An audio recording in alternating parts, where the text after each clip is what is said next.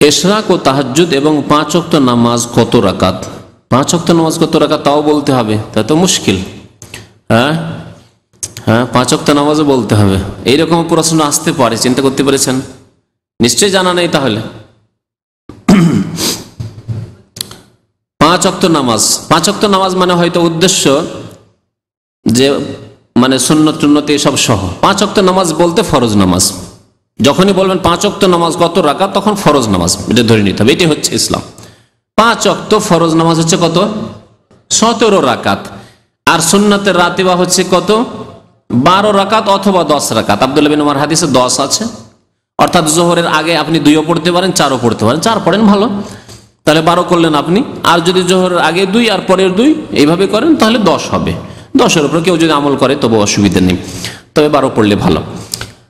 আর তাহলে হয়ে গেল 17 আর 12। 17 আর 12 কত রাকাত হইল? 29। আর বেতর হচ্ছে, বেতর কত রাকাত? 1 টাকা এখনো মানে গ্রহণ করতে চান না আপনারা। যদি 3 বলেন তার মানে তার কমে নেই, আর যদি বলেন 1 অথবা 3 অথবা, তাহলে ঠিক আছে। সুন্নত এইভাবে বলবেন, কারণ নবী সাল্লাল্লাহু আলাইহি ওয়াসাল্লাম বহু সময়, একবার 2বার না, আওতারা বিওয়াহিদা, আওতারা বিওয়াহিদা, আওতারা বিওয়াহিদা, বহু হাদিস আছে। তাহলে এই উপেক্ষা করা শুধু এই জন্য যে কোনো এক মাযহাবে এক কোন নামাজ নেই সেই জন্য না, মোটেই ঠিক না। নবী করিম সাল্লাল্লাহু আলাইহি ওয়াসাল্লামের হাদিসে আছে। তাহলে সর্বনিম্নটা বলবো আর ওপরটা বলে দেবো যে সর্বনিম্ন বেতর হচ্ছে 1 রাকাত। আর বেতর মানে বেজোড়, সুতরাং 2 চলবেন না। 1 অথবা 3 অথবা 5 অথবা 7 অথবা 9, অথবা 11 অথবা 13, অসুবিধা নেই। তো 1 রাকাত যদি বেতর ধরি, যেটা দিয়ে আমার দায়িত্ব, আপনার দায়িত্ব শেষ হয়ে যাচ্ছে। যতটাতে দায়িত্ব শেষ ততটাই বলবো। তাহলে টোটাল নামাজ কতটা হইল? 29 আর 1 30 হলো। 30 রাকাত নামাজ পড়লে আপনার দায়িত্ব খালাস হয়ে গেল। তাহাজ্জুদ যদি পড়েন তাহলে তাহাজ্জুদ আর কত রাকাত রয়েছে? জি, 1 রাকাত যদি বেতর 10 করেন, কারণ 11 রাকাত তাহাজ্জুদ পড়া উত্তম। বেতর সহ 11 পড়া উত্তম, সবচাইতে ভালো। যদিও 9ও পড়া যায়, 13ও পড়া যায়, 7ও পড়া যায় সর্বনিম্ন। তাহলে আর 10 রাকাত বাড়িয়ে দিলাম, তাহলে টোটাল কত রাকাত হলো? 40 রাকাত নামাজ। এর জন্য অনেক গবেষক ওলামারা বলেছেন নবী করিম সাল্লাল্লাহু আলাইহি সাল্লাম শত শত রাকাত নামাজ পড়ার সুন্নত রেখে যাননি। সারা জীবন নবী সাল্লাল্লাহু আলাইহি ওয়াসাল্লাম আমল ছিল দৈনিক 40 রাকাত নামাজ পড়া।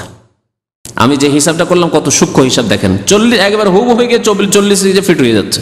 নবী সাল্লাল্লাহু আলাইহি ওয়াসাল্লাম দৈনিক 40 রাকাত নামাজ পড়তেন। খুব সহজ হিসাব। 17 রাকাত ফরজ, 12 রাকাত সুন্নাতে রাতেবা, আর 1 রাকাত বেতর, আর 10 রাকাত হচ্ছে, বা নবী সাল্লাল্লাহু আলাইহি ওয়াসাল্লাম যেহেতু তাহাজ্জুদ সহ পড়তেন 11 রাকাত, 17 আর 12 হয়ে গেল, আর 11, তাহলে 40 হলো। এই 40 রাকাত নামাজ নবী করিম সাল্লাল্লাহু আলাইহি ওয়াসাল্লাম পড়তেন। আর কখনো কখনো নবী করিম সাল্লাল্লাহু আলাইহি ওয়াসাল্লাম দুহার নামাজ পড়েছেন, সব সময় নয়, এগুলি অতিরিক্ত। জি, ইশরাক পড়েছেন, অতিরিক্ত এগুলি। যে আর বুজুর্গানের দিনের নামে কে নাকি 1 রাতে 1000 রাকাত, কে 300, কে 500, কে 700, এগুলি তো নবী সাল্লাল্লাহু আলাইহি ওয়াসাল্লামের আদর্শ নয়, এত সংখ্যা নামাজ পড়া। সুতরাং এগুলি বেশি কিসসা কাহিনী বয়ান করা আর শোনা, এগুলি কোনো ভালো কাজ নয়। কারণ নবী করিম সাল্লাল্লাহু আলাইহি ওয়াসাল্লাম চাইতে বড় আদর্শ ব্যক্তি আর পৃথিবীতে না কেউ ছিল না হবে। নবী করিম সাল্লাল্লাহু আলাইহি ওয়াসাল্লাম আপনার জন্য যথেষ্ট। একজন মানুষ যদি তাহাজ্জুদ পড়তে পারে, এর চাইতে বড় নফল ইবাদত আর কিছু নেই। নফল ইবাদত সর্বোত্তম ইবাদত হচ্ছে কিয়ামুল লাইল, যার কথা আল্লাহ ইয়া আইয়ুহাল মুযাম্মিল কুমিল লাইলা ইল্লা, কোরআনে আল্লাহ বয়ান করেছেন ওয়ামিনাল লাইলি ফাতাহাজ্জাদ বিহি, তাহাজ্জুদ পড়ো। সুবহানাল্লাহ। ওয়াল মুস্তাগফিরিনা বিল আসহার, ভোর রাতে আল্লাহর ইবাদত বন্দেগী করো। বুঝতে পেরেছেন? বহু আয়াতে এরকম রয়েছে, তাতাজাফা জুনুবুহুম আনিল মাযা ইয়াদউনা রাব্বাহুম খাওফান ওয়া তামআ, বিছানা ছেড়ে দিয়ে তারা ইবাদত বন্দেগী করে। সুবহানাল্লাহ। কোরআনে কারীমে আল্লাহ তাহাজ্জুদের প্রশংসা করেছেন। তো যদি নফলি পড়তে হয়, তাহাজ্জুদ যথেষ্ট আপনার জন্য, যা নবী করিম সাল্লাল্লাহু আলাইহি ওয়াসাল্লাম নিয়মিত পড়তেন ফরজ নামাজের মতো, যথেষ্ট। সংখ্যা বাড়াবেন, এই অমুক অমুক অমুক বুজুর্গ 100 পড়েছেন, অমুক বুজুর্গ 200, 300, 500 পড়েছেন, এসব করার দরকার নেই।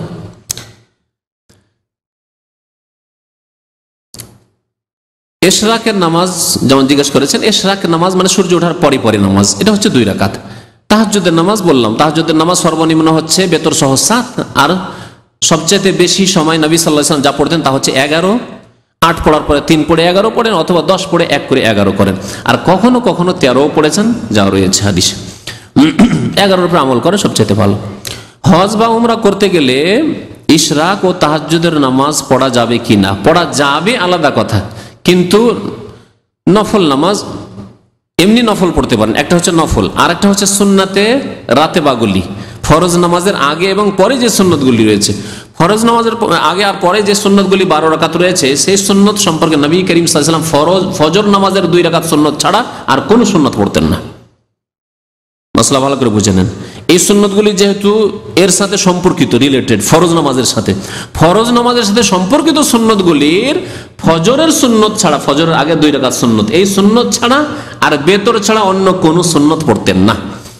বাকি কতক নফল আছে যেগুলি এইরকম নয়, নফল আপনার কখনো কখনো পড়লেন হয়তো। এইরকম আপনি মনে করছেন যে মোবারক জায়গায় এসেছি, মসজিদে হারামে আছি, মসজিদ নববীতে আছি, সুতরাং নফল পড়বো, পড়তে পারেন, কোনো অসুবিধা নেই, পড়েন।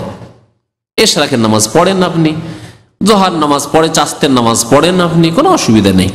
রাত্রে, ভোর রাত্রে এখন আজান হয়নি, চলে এসছেন মসজিদে হারামে, হইলে তো তওয়াফ করবেন, তওয়াফ করাই বেশি ভালো। তওয়াফ করতে পারছেন না হয়তো, নামাজ পড়েন আপনি, বা দোয়া করেন আপনি, কোরআন তেলাওয়াত করেন আপনি, সবই করতে পারেন। মসজিদে নববীতে, সেখানে তো আর তওয়াফ নেই। মসজিদ নববীতে ভোর রাতে, রাত 3টার সময় দরজা খুলে দিয়েছে, চলে এসছেন, আলহামদুলিল্লাহ, তো আপনি নামাজ পড়েন, অসুবিধা নেই। মানে নফল নামাজ এভাবে পড়তে পারেন। তবে নবী সাল্লাল্লাহু আলাইহি ওয়াসাল্লাম সফরে কখনো তাহাজ্জুদ পড়তেন না, সফরে তাহাজ্জুদ পড়তেন না। জি, সাল্লাল্লাহু আলাইহি ওয়া সাল্লাম, মুহাম্মদ ওয়া আলা আলিহি ওয়া সাহবিহি আজমাইন।